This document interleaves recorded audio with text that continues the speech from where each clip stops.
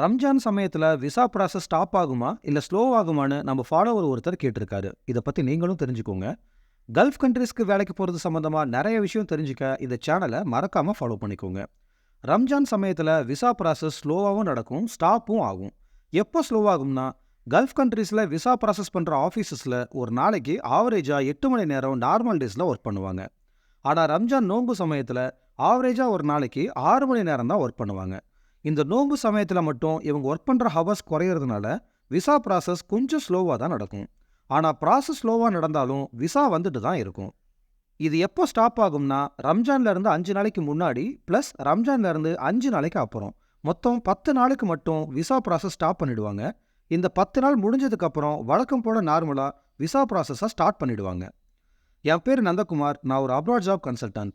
கல்ஃப்ல இருக்கிற பெஸ்ட் கம்பெனிஸ்ல advance amount இல்லாம ஜாப் அரேஞ்ச் பண்ணி கொடுத்துட்டு இருக்கோம். தேவைப்படுறவங்க எங்க ஜாப் அலர்ட் வாட்ஸ்அப் சேனல்ல ஜாயின் பண்ணிக்கோங்க.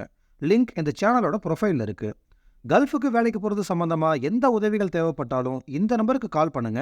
நாங்க உங்களுக்கு ஹெல்ப் பண்றோம். இல்லைன்னா கமெண்ட்ஸ்ல சொல்லுங்க, நாங்க உங்களுக்கு ரிப்ளை பண்றோம்.